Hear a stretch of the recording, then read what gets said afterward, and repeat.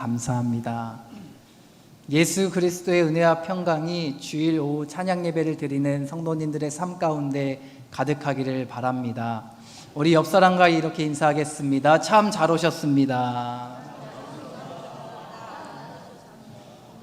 다시 한번 인사할 때 이렇게 인사하겠습니다. 아름다운 공동체를 만들어 갑시다. 여러분들을 통하여서 우리 교회가 아름다운 공동체로 우뚝 세워질 줄 믿습니다. 여러분 한 번쯤 가나안 성도라는 말을 들어보신 적이 있을 것입니다. 거꾸로 말하면 안 나가라는 말이 되죠.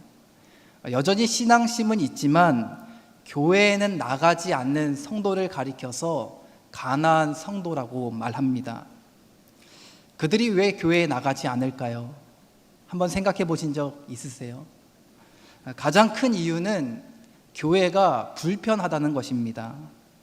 사람들과의 관계 속에서 느껴지는 그 피로도가 너무 심하다라는 것이죠. 또 다른 이유는 건강해야 할 교회가 전혀 건강하지 않다라는 것입니다. 또 그들은 틀에 박히지 않은 신앙생활을 하고 싶어서 교회에 나가지 않는다라고 말합니다. 그들이 교회를 떠난 이유는 교회가 교회다움을 잃어버렸기 때문이고 또 아름다워야 할 교회가 아름다움을 잃어버렸기 때문이다 라고 말합니다. 그래도 한 가지 희망적인 것은 교회가 다시 건강성을 회복한다면 다시 교회에 출석하고 싶다는 의견들이 50%가 넘는다는 것입니다. 우리는 이러한 현상을 바라보면서 교회를 떠난 성도들의 마음 한켠에는 여전히 아름다운 공동체를 향한 갈망함이 있다는 것을 깨달아야 합니다.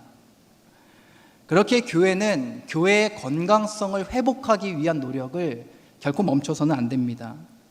오늘 말씀을 통해서 어떤 공동체가 아름다운 공동체인지 함께 살펴보면서 또 우리가 아름다운 공동체를 형성해 나가기 위해 필요한 믿음의 태도가 무엇인지 함께 살펴보며 은혜를 나누겠습니다. 오늘 본문은 예수님께서 갈릴리에서 사역을 하시다가 다시 가버나움에 방문하셨을 때 일어난 일입니다. 당시 예수님에 대한 소문은 참으로 무성했습니다. 예수님이 귀신을 내쫓으시고 또 병자들을 치유하시기 때문에 예수님은 뭔가 남다르다라는 소문이 온 동네에 퍼져 있었습니다. 이런 예수님께서 가버나움에 방문하신다는 소식이 사람들의 귓가에 들렸습니다. 그리고 수많은 사람들이 예수님이 머물고 계신 집 앞에 몰려들기 시작했습니다. 예수님이 계신 집 앞에는 발 디딜 틈 없이 인산인해를 이루고 있었습니다. 그렇다면 예수님을 만나러 온 사람들의 목적은 무엇이었을까요? 왜 수많은 사람들이 예수님을 만나러 온 것일까요? 그들은 치유받기 위해서 예수님께 나와왔습니다. 정신적인 고통을 치유받고 또 육체적인 질병을 치유받기 위해서 예수님을 찾아온 것입니다. 그런데 예수님을 찾아온 이 수많은 무리들 중에 사람들의 시선을 끄는 부류의 사람들이 있었습니다. 대부분의 경우에는 개인의 아픔, 개인의 질병, 개인의 고통으로 인해 예수님을 찾아왔거나 또는 가족의 아픔이나 질병으로 인해 예수님을 찾아왔습니다. 그런데 본문 3절 말씀을 보면 네 사람이 한 중풍병자가 누워있는 침상을 들고 예수님께 나와왔음을 알 수 있습니다. 본문 3절 말씀을 함께 읽어보겠습니다. 사람들이 한 중풍병자를 네 사람에게 메워가지고 예수께로 올세. 아멘. 중풍병 환자는 어떤 사람을 이야기하는 것입니까? 신체 마비가 일어나서 혼자서는 일상생활이 불가능한 사람을 가리키는 것입니다. 스스로 바깥 출입을 자유롭게 할 수 없는 무기력한 사람을 의미하는 것이죠. 사람은 몸이 연약해지면 정신도 나약해지기 마련입니다. 이 중풍병 환자는 육체 건강도 매우 악화되었지만 정신적으로도 매우 피폐한 삶을 살아가고 있었을 것입니다. 그런데 여러분, 오늘날 우리 주변에도 본문에서 소개되는 중풍병 환자와 같은 영적인 중풍병에 걸린 사람들이 있을지 모릅니다. 인생을 살아오는 동안 깊은 상처가 마음에 가득하고 또 정신적으로는 매우 나약하고 패배의식과 열등감에 젖어 사는 사람들, 또 사회로부터 고립되어서 외로움에 빠져 사는 사람들이 있을 수 있습니다. 누군가의 도움이 절실히 필요한 사람들이 있을 수 있다는 것입니다. 이것은 우리 가정 안에 있을 수도 있고, 내가 속한 직장 안에, 내가 속한 공동체 안에, 내가 속한 교회 안에, 내가 속한 속회 안에 있을 수도 있습니다. 홀로 서기가 참으로 어려운 지체들이 우리 주변에 있다는 것이죠. 그런데 오늘 말씀이 참 위로가 되는 것은 그런 중풍병 환자 옆에 그를 도와주는 사람들이 있었다라는 것입니다. 혼자서는 아무것도 할 수 없는 그 사람을 위해서 그 옆에 앉아 그를 지지해주고 응원해주고 도와주는 사람들이 있었습니다. 예수님은 이 네 사람을 가리켜서 특별히 믿음의 사람들이라고 지칭하십니다. 이 네 사람은 중풍병 환자가 누워있던 그 침상을 들고 예수님이 계신 집 앞으로 나아갔습니다. 그러나 수많은 사람들이 인산인해를 이루고 있었기 때문에 도저히 그 사람들을 비집고 들어갈 작은 틈조차 보이지 않았습니다. 그래서 그들이 생각해낸 방안은 예수님이 계신 집의 지붕을 뚫어내고 침상을 내리는 것이었습니다. 집 안에는 열심히 여전히 말씀 사역과 치유 사역을 하시던 예수님이 계셨습니다. 그런데 그들의 모습이 예수님의 시선을 확 사로잡힌 것이죠. 예수님은 자신의 앞에 놓여진 그 침상을 바라보며 중풍병자를 확인하게 되었습니다. 그리고 그 중풍병 환자에게 죄사함을 선언하셨고 질병을 치유해 주셨습니다. 그런데 예수님께서 이 일을 행하시면서 중풍병 환자를 치유해 주신 이유에 대해서 무엇이라고 말씀합니까? 본문 5절 말씀을 함께 읽어보겠습니다. 예수께서 그들의 믿음을 보시고 중풍병자에게 이르시되 작은 자야 내 죄사함을 받았느니라 하시니. 아멘. 예수님께서 이 중풍병 환자를 치유해 주신 이유가 침상을 들고 온 네 사람의 믿음 때문이다라고 말씀합니다. 이 침상을 들고 왔던 사람들은 이 중풍병 환자의 가족이 아니었습니다. 피가 한 방울도 섞이지 않은 동료들이었습니다. 예수님은 특별히 그들을 가리켜서 믿음의 동료들이다라고 말씀하십니다. 그들이 예수님이 계신 집에 그 지붕을 뚫는 그런 무모한 행동을 한 이유가 무엇이었을까요? 하나는 동료를 향한 진심 어린 마음이 있었기 때문입니다. 그의 아픔에 공감하고 그를 돕고자 하는 마음과 그 영혼을 향한 긍휼한 마음이 있었기 때문에 그들이 이토록 무모한 행동을 한 것입니다. 또 다른 하나는 예수님에 대한 절대적인 신뢰가 그들 마음 가운데 있었습니다. 그들에게는 이러한 믿음이 있었던 것이죠. 예수님이라면 충분히 고치실 수 있을 거야. 우리의 사랑하는 동료가 예수님을 만나면 그는 다시 새로운 인생을 살아갈 수 있을 거야 라는 분명한 믿음의 확신이 이 네 사람에게 있었을 것입니다. 중풍병 환자가 죄사함을 받고 또 질병을 치유받을 수 있었던 이유는 그의 곁에서 예수님께 나아가도록 도와주는 믿음의 동료들이 있었기 때문입니다. 그가 힘이 들 때 함께 아파하고 또 슬픔을 함께 나누는 이들이 있었다는 것이 얼마나 감사한 일입니까? 힘이 들 때 예수님께 나아가도록 돕는 이들이 있었다는 것은 매우 감사한 일입니다. 그러므로 여러분, 함께 신앙생활 할 수 있다는 것에 대해 감사하시기를 바랍니다. 내가 힘이 들 때 나와 함께 아파해주고 나의 슬픔을 위로해 줄 수 있는 교우가 내 곁에 있다는 것은 참으로 감사한 일입니다. 때로는 내 곁에 있는 교우가 가족보다 더 날 사랑해주고 위로해 주는 경우들도 있지 않습니까? 피 한 방울이 섞이지 않은 교우들이 어떻게 그런 사랑을 나눌 수 있는 것입니까? 그것은 주님 안에서 우리는 한 가족이라는 생각이 우리 안에 있기 때문입니다. 그래서 교회 안에서 형제님, 자매님 하고 부르는 것이죠. 우리 옆 사람과 인사해 보겠습니다. 우리는 주님 안에서 한 가족입니다. 하나님께서 우리를 아현교회를 통하여서 한 가족으로 묶어주셨습니다.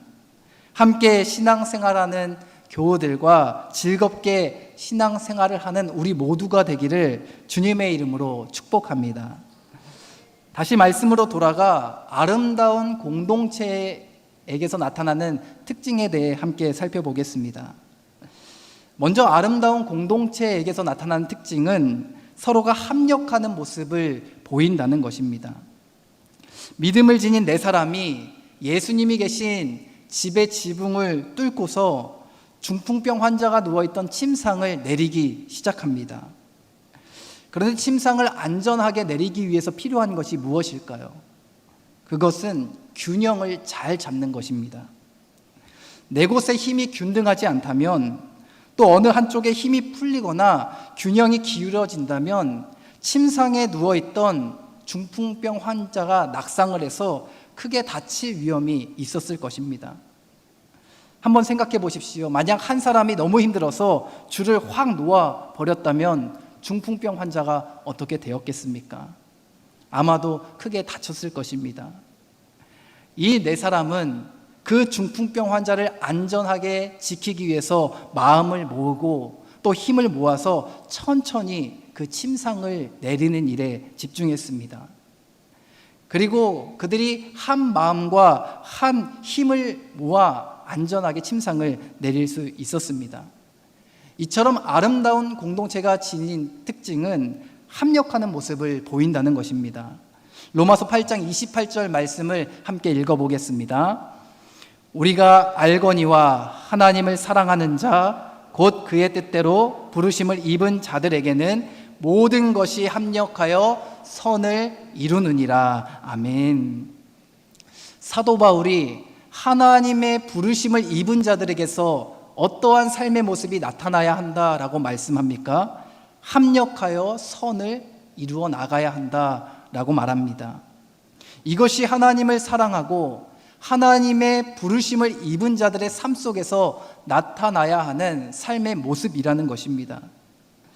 그러나 성격도 다르고 성질도 다르고 또 생각도 다르고 성품이 다른 다양한 사람들이 모여서 한 마음을 이루고 힘을 합쳐 선을 이루어 나간다는 것은 결코 쉬운 일이 아닙니다.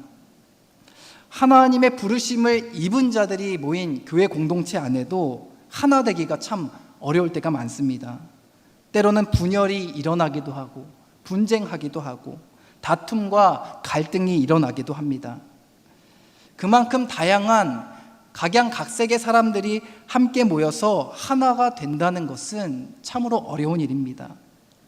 사도 바울은 분열과 분쟁 그리고 여러 다툼 가운데 있었던 고린도 교회 성도들을 향해서 같은 마음과 같은 뜻으로 온전한 하나 되기를 힘쓰라라고 권면의 말을 전하기도 했습니다. 고린도전서 1장 10절 말씀 함께 읽어보겠습니다. 형제들아, 내가 우리 주 예수 그리스도의 이름으로 너희를 권하노니 모두가 같은 말을 하고 너희 가운데 분쟁이 없이 같은 마음과 같은 뜻으로 온전히 합하라. 아멘. 사도 바울이 고린도 교회 성도들을 향해 말합니다. 여러분, 분쟁하지 마십시오. 분파를 형성하지 마십시오. 같은 마음과 같은 뜻으로 온전한 하나를 이루어가기를 힘쓰십시오. 이것이 하나님의 부르심을 입은 자들이 지녀야 할 삶의 모습입니다 라고 말하고 있는 것입니다. 그렇다면 여기서 말하는 같은 말과 같은 마음은 무엇을 의미하는 것일까요? 어떤 다수결 원칙에 의해서 혹은 다수의 의견으로 모두가 통일하는 것을 의미하는 것일까요? 아닙니다. 여기서 말하는 같은 마음과 같은 뜻은 하나님의 마음, 하나님의 뜻을 가리키는 것입니다. 즉 온 성도가 하나님의 마음과 뜻을 바로 깨달아서 그것을 하나의 목표로 삼아 나아갈 때 온전한 하나됨을 이룰 수 있다라는 것을 사도 바울은 강조하고 있는 것입니다. 왜 하나님의 부르심을 입은 교회 공동체 안에 때로는 다툼이 일어나고 갈등이 일어나고 분열이 일어나는 줄 아십니까? 교회를 이루는 성도들 마음 가운데에 하나님의 마음과 하나님의 뜻보다 자기의 생각, 자기의 주장, 자기의 의견이 더 중요하다라고 생각하기 때문입니다. 내 의견이 더 좋고 내 생각이 더 남들보다 뛰어나고 내 주장이 더욱 합당하다고만 생각하는 것이죠. 그리고 자신과 다른 생각을 지닌 사람들에 대해서는 철저하게 배척하고 배타적인 태도를 취합니다. 여러분, 이러한 이기적이고 배타적인 태도로는 합력하여 아름다운 선을 이루어갈 수 없음을 기억하시기를 바랍니다.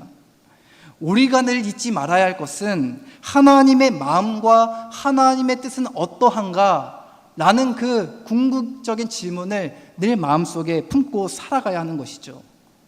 성도들이 이 본질적인 물음을 놓치는 순간 그 교회는 분열하고 분쟁하고 다툼만 일어나게 되어 있는 것입니다.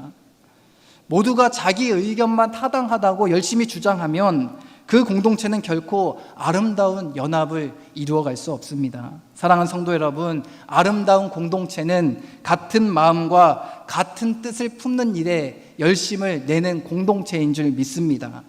하나님의 마음과 뜻을 아는 일에 마음을 모으고 또 하나님이 우리에게 맡겨주신 사명을 이루기 위해 합력하여 선을 이루어 나가는 일에 열심을 내야 합니다. 바라게는 아연의 온 성도들이 하나님의 마음과 뜻을 아는 일에 최선을 다하고 또 하나님이 맡기신 사명을 온전히 감당하는 합력하여 믿음의 선을 이루어가는 공동체가 되기를 주님의 이름으로 축복합니다. 또한 아름다운 공동체에게서 나타난 특징은 은혜를 사모한다는 것입니다. 본문을 보면 수많은 사람들이 예수님을 찾아왔습니다. 그런데 많은 사람들이 예수님께 나와왔지만 예수님을 찾아온 목적은 저마다 달랐습니다. 어떤 사람들은 아무런 생각 없이 아무런 목적도 없이 그곳에 사람들이 많이 있으니까 그냥 사람들이 가는 그 모습을 따라가면서 맹목적으로 그냥 그 자리에 찾아온 사람도 있었습니다. 또 바리새인들과 서기관 같은 사람들은 예수님의 약점을 찾아내기 위해 날선 시선을 가지고 또 비판하고 정죄하기 위한 위험한 생각을 가지고 예수님께 나아온 사람도 있었습니다. 그런데 믿음을 가지고 이 침상을 들고 온 이 네 사람은 어떤 마음으로 예수님께 나와왔을까요? 그들은 은혜를 사모하는 마음으로 예수님께 나왔습니다. 예수님을 만나고자 하는 뜨거운 열정을 가지고 예수님께 나아온 것입니다. 분명 예수님께 나온 사람들은 많이 있었습니다. 그러나 저마다 예수님께 나온 목적이 달랐습니다. 어떤 사람은 목적 없이 생각 없이 그냥 발이 가는 대로 나왔고, 또 어떤 사람은 예수님을 비판하고 정죄하기 위해서, 또 어떤 사람은 정말로 예수님의 은혜를 사모하는 마음으로 나와왔습니다. 오늘날 교회 공동체 안에도 수많은 사람들이 있죠. 그런데 교회에 나오는 이유는 아마 저마다 다를 것입니다. 어떤 사람은 사람과의 관계 때문에 나오는 사람도 있을 것이고, 교회에 나왔어도 늘 날선 시선과 생각을 가지고서 오늘은 비판할 게 무엇이 있을까라는 그런 부정적인 마음으로 교회에 나오는 사람도 있을 것입니다. 또 어떤 사람들은 정말로 하나님의 은혜를 사모하는 마음을 가지고 주의 전을 찾은 사람들이 있을 것입니다. 여러분 한번 생각해 보십시오. 이들 중에 어떠한 태도를 지닌 사람이 하나님의 은혜를 경험할 수 있을까요? 하나님의 은혜를 경험하는 사람은 하나님의 은혜에 대한 사모함과 간절함이 있는 사람인 줄 믿습니다. 중풍병 환자가 누워있던 침상을 들고 온 이 믿음의 동료들에게는 이런 하나님의 은혜에 대한 사모함과 간절함이 있었습니다. 예수님께서 그를 반드시 치유해 주실 것이란 믿음과 또 예수님께서 자신들의 바램과 기도를 들어주실 것이란 확신을 가지고 예수님께 나왔습니다. 사랑하는 성도 여러분, 하나님의 은혜는 하나님의 은혜를 사모하는 자에게 임하는 것입니다. 또 하나님의 기적은 하나님의 기적을 기대하며 기도하는 사람에게 일어나는 것입니다. 하나님 보시기에 아름다운 공동체는 하나님의 은혜에 대한 갈망함이 있는 공동체입니다. 간절히 소망하기는 우리 교회가 하나님의 은혜를 사모하는 공동체가 되기를 바랍니다. 함께 모일 때마다 전심으로 하나님을 예배하고 또 하나님의 은혜를 갈구하고 하나님의 일하심을 기대하며 소망하는 믿음의 공동체가 되기를 주님의 이름으로 축복합니다. 마지막으로 아름다운 공동체의 모습에서 나타나는 특징은 회복이 일어난다는 것입니다. 본문 12절 말씀을 함께 읽어보겠습니다. 그가 일어나 곧 상을 가지고 모든 사람 앞에서 나가거늘 그들이 다 놀라 하나님께 영광을 돌리며 이르되 우리가 이런 일을 도무지 보지 못하였다 하더라. 아멘. 이 이야기의 결말이 어떻게 끝이 납니까? 중풍병 환자가 치유되는 아름다운 회복의 역사가 일어납니다. 모든 사람이 보는 앞에서 그가 이제 자기의 침상을 들고 일어나서 문 밖을 나서면서 이 이야기가 끝이 납니다. 예수님이 계신 집에 들어올 때는 네 사람의 손에 의지해서 들어와야만 했습니다. 그러나 이제는 스스로 자신의 침상을 들고 밖으로 나갔습니다.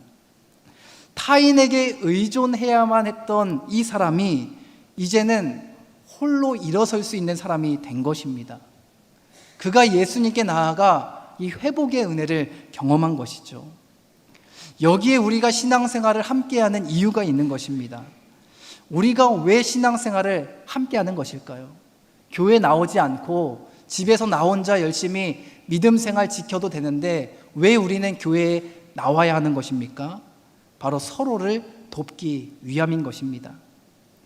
교회 안에는 믿음이 강한 자도 있고 믿음이 연약한 자도 있습니다. 교회 안에는 중풍병 환자처럼 누군가의 도움이 절실히 필요한 사람들이 분명히 있습니다. 우리가 신앙생활을 함께 하는 이유는 서로의 아픔과 문제를 함께 기도하고 또 함께 아파하고 함께 울어주고 함께 서로의 아픔을 짊어지기 위함입니다. 그 영혼의 회복을 도와주기 위해서 함께 신앙생활하는 것이라는 겁니다. 로마서 12장 15절 말씀에 이런 말씀이 있습니다. 즐거워하는 자들과 함께 즐거워하고 우는 자들과 함께 울라. 여러분, 아름다운 공동체는 서로를 위해 함께 아파하고 또 즐거운 일이 있을 때는 함께 즐거워할 수 있는 공동체인 줄 믿습니다. 우리가 이러한 마음으로 온 성도들과 함께 교제하며 나아갈 때 우리 안에 이런 아름다운 회복의 역사가 일어나는 것입니다. 혹시 우리 주변에 낙심한 지체들이 있습니까? 그렇다면 그들의 신앙의 회복을 위해 함께 마음을 모아 기도해 주시기를 힘쓰시기를 바랍니다. 그들을 찾아가서 함께 위로하고 함께 울어주고 함께 기도할 때에 그들의 신앙이 회복되어지는 아름다운 역사가 우리 공동체 안에 일어나게 될 것입니다. 사랑하는 성도 여러분, 아름다운 공동체는 회복의 역사가 일어나는 공동체입니다. 서로가 예수 그리스도의 사랑의 마음으로 함께 안아주고 함께 아파하고 함께 울어주고 함께 기뻐하고 함께 기도하는 공동체 가운데 이러한 아름다운 회복의 역사가 일어날 것입니다. 바라기는 우리 교회 안에서 이 말씀 안에 일어났던 회복의 역사가 동일하게 일어나기를 바랍니다.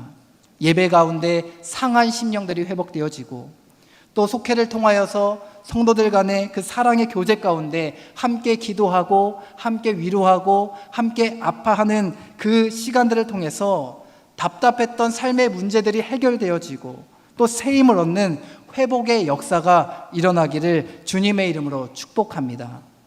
아름다운 공동체는 하나님의 마음과 뜻을 바로 깨달아 합력하는 공동체요, 또 하나님의 은혜를 사모하는 공동체요, 서로를 위해 함께 기도하여 회복의 역사가 일어나는 공동체입니다. 바라기는 우리 아현교회가 이러한 아름다운 공동체로 우뚝 세워지기를 주님의 이름으로 간절히 축원합니다.